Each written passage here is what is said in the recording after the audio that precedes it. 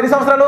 18 సంవత్సరాలు లేదా 20 సంవత్సరాలు కని పెంచి పోషించి చదివించి ఉద్యోగం తెప్పించినటువంటి తల్లిదండ్రులను విడిచిపెట్టి నా భర్తే నాకు శాశ్వతము, నీకు పుట్టిన బిడ్డలే నాకు శాశ్వతము అంటుంది. అవునా కాదా? మరి భార్య మనసును నువ్వు ఎందుకు అర్థం చేసుకోలేకపోతున్నావు? భార్య ఎంత సాక్రిఫైస్ చేసింది చూడండి. తండ్రిని విడిచిపడేసింది. అవునా కాదా? ముందు ఎవరికి ఇస్తుంది ప్రయారిటీ? భర్తని ఇస్తుంది. అంతకుముందు ఎవరికి ఇచ్చింది ప్రయారిటీ?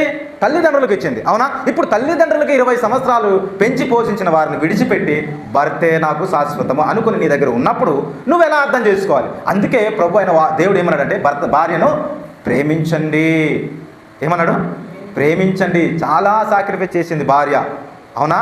నీకు పుట్టిన పిల్లలకు, మీ తల్లిదండ్రులకు, మీ అక్కా చెల్లెళ్ళకు, మీ అన్నలకు అందరికీ ఒదిగి ఉంటుంది. ఎవరు? భార్య. అత్తమామ దగ్గర ఉంటుంది. అవునా? ఉంటుందా లేదా? వారు చెప్పిన మాట వింటుంది. అవునా? భర్త మాట వింటుంది, వదిన మాట వింటుంది. ఒకవేళ కుటుంబంలో ఏదైతే లోపం ఉన్నా వారు తిట్టినప్పుడు కూడా లోపడుతుంది. ఎందుకు? నిన్ను గౌరవించే కదా. అవునా? ఏం చేయాలి ఇప్పుడు? భార్యను ప్రేమించాలి. భర్తను ఏం చేయాలమ్మా మీరు? గౌరవించాలి. భర్తను కూడా మీరు ఉన్నతమైన వ్యక్తిలాగా మనము నీ హృదయంలో కట్టుకోవాలి. ఇలా ఉండవు. ఇలాగా ఉండి జీవిస్తే ప్రభువు మెచ్చుకుంటాడు.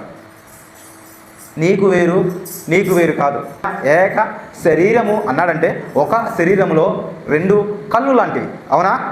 2 కళ్ళు లాంటివి. ఇప్పుడు ఏం చేయాలి? అర్థం చేసుకొని దేవునిలో ఎదగడానికి మనము ప్రయాసపడాలి. అవునా కదా?